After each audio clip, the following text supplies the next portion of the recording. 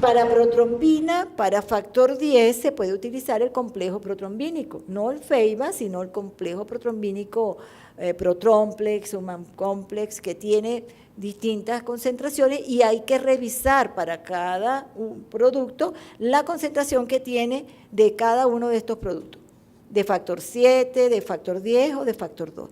Para factor 7, se puede utilizar, por supuesto, el factor 7 activado recombinante, pero siempre a dosis menores que las que se usan en hemofilia. Eso es importante considerarlo.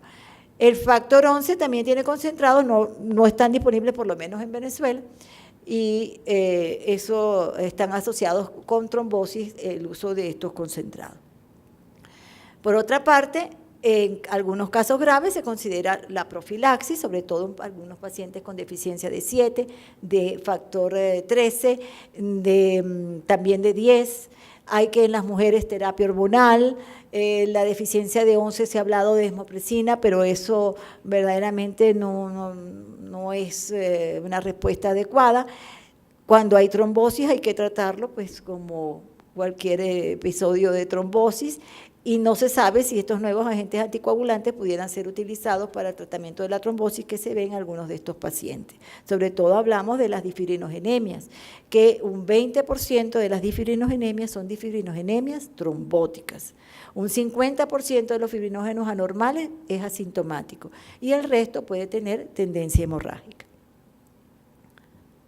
Desde el punto de vista de la trombosis, para terminar, se ha descrito tanto trombosis arterial como venosa, principalmente en afibrinogenemia, donde puede ser inclusive muy grave, y en deficiencia de factor 7, principalmente asociada a otro factor de riesgo, en muchos de los casos una cirugía realizada con terapia de reemplazo, posiblemente una terapia de reemplazo que el paciente no necesitaba o más dosis de la que requería, con los concentrados de factor 11, pero también se ha descrito en algunos casos de factor 5 y de 13 asociado a otros factores de riesgo.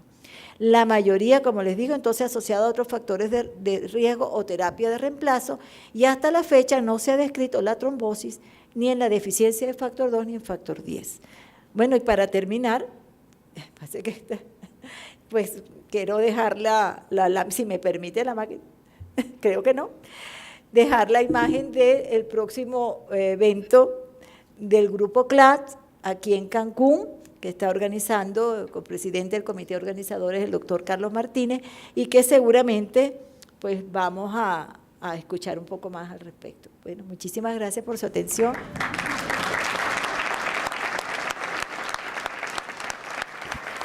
Si gustan pasar, por favor, los ponentes para iniciar la sesión de preguntas.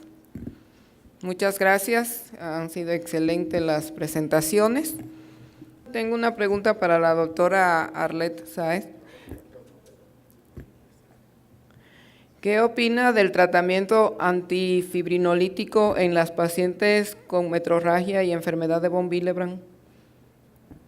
Creo que puede tener indicación en todos los sangrados de tipo, generalmente con la excepción de la hematuria, puede tener una indicación, pero también en este grupo de mujeres que tienen estos trastornos, nosotros usamos mucho terapia hormonal, anovulatorios, si son de tipo, mujeres jóvenes de tipo 1, que muchas veces se hace el diagnóstico cuando viene la edad de la menarquia, con las menstruaciones. Entonces nosotros utilizamos mucho este tipo de terapia hormonal, hablamos con el ginecólogo previa evaluación, utilizamos un anovulatorio por un tiempo y vamos probando, porque el problema es que viene la deficiencia de hierro, se hace ya un cuadro de anemia crónico que de alguna forma uno tiene que parar ese ciclo. Pero el antifibrinolítico se puede utilizar y de hecho es importante, sobre todo en los 2 o 3 primeros días del sangrado menstrual. Gracias. Sí, doctor. Sí, me sigue llamando la atención la falta de familiares con la problemática. ¿Los estudiaron? ¿Hicieron algunos estudios en los familiares directos? Y si esto es una mutación in novo, ¿con qué frecuencia se llega a presentar? No tuvimos la oportunidad de hacer el estudio familiar por medio del laboratorio, porque el niño perdió seguimiento en el hospital. Y la verdad es que sí está descrito que la historia familiar en los pacientes con enfermedad de von Willebrand tipo 3 es muy poco frecuente que existan esta alteración, ¿no? O sea, que se identifique en la familia, precisamente por el tipo de herencia que tiene. Si me permite un comentario al respecto, si es un tipo 3, que es autosómico recesivo, en definición, los padres, pues, puede que sean asintomáticos completamente. Nosotros siempre los estudiamos, como parte del estudio de un paciente con enfermedad de von Willebrand, se incluye a los padres. ¿Por qué? Pueden ser ellos portadores, seguro que son portadores, a lo mejor un alelo nulo, el otro tiene una mutación, pero no cursan con ninguna clínica. Otras veces son típicos tipo 1, que definitivamente tienen algunas alteraciones, pero poca clínica. Pero sí es conveniente hacer el estudio familiar. Se puede, si es una enfermedad de autosómica recesiva, por definición los padres generalmente son asintomáticos.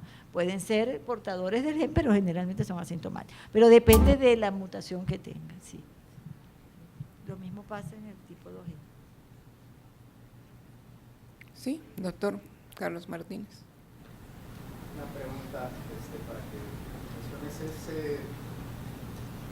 ¿qué tromboplastina es la ideal para identificar deficiencias de factores de fase de contacto, deficiencia de factor 11, 12 y los de fase de contacto? Del TTPA, ¿cuál es la mejor tromboplastina? ¿Qué activador? Tefalina. ¿Cuál se utiliza, por ejemplo, ustedes allí en Caracas? No, pero nosotros, la de cefalina para PTT, reactivo de cefalina. Generalmente utilizamos 2, depende en ese momento, estamos utilizando para la parte general el laboratorio Estago, ellos tienen 2, el Secapres, que es muy buena para las deficiencias, y también tiene otra cefalina que tiene una cierta sensibilidad para detectar inhibidores tipo inhibidor lúpico. Entonces nosotros generalmente hacemos PTT con 2 tipos de cefalina. Pero la deficiencia es de 11, por ejemplo con Secapres, excelente para deficiencias de 11, de 12, de todas estas deficiencias de factores de contacto. Ahí no es tanto el problema, porque el problema, cuando verdaderamente hay una deficiencia de un factor de contacto, esos PTT son prolongadísimos y el paciente no tiene ningún tipo de manifestación. Entonces, eso nosotros con Secapres ha sido excelente la experiencia para las deficiencias. Pero nosotros tenemos muchos casos que son sobre todo niños o jóvenes con PTT prolongado que no son deficiencias y que son inhibidores de tipo de interferencia. Bueno, entonces por eso utilizamos 2 tipos de cefalina y lo ideal sería, si es un centro de estudio de laboratorio de hemostasia, que utilice al menos 2 tipos de cefalina, una con mayor sensibilidad para el inhibidor lúpico que otra. Pero en términos generales, casi todas estas cefalinas, como tipo Secapres, tienen muy buena sensibilidad para las deficiencias. Pero eso hay que verlo, eso es importante la pregunta, porque sí hay en el mercado cefalinas, por ejemplo, que tienen un tiempo de 20 segundos, eso no sirve. Uno tiene que saber el reactivo, cuál es la sensibilidad, y tiene que hacer sus valores de referencia para el reactivo y el equipo que usted está utilizando. Entonces hay que ver muy bien esa parte, pero esas cefalinas que dan tiempos de 20 segundos, yo las descartaría todas. Hay que fijarse muy bien. Bien. Una pregunta sobre el caso clínico. ¿El factor 8 que le aplicaban al niño era derivado plasmático de alta pureza, de pureza intermedia, o ustedes no tuvieron conocimiento? Porque realmente en estos casos se puede tratar con factor 8 de pureza intermedia y se esperaría una respuesta adecuada, y llama la atención que aquí pues en apariencia no respondió a la aplicación del factor 8.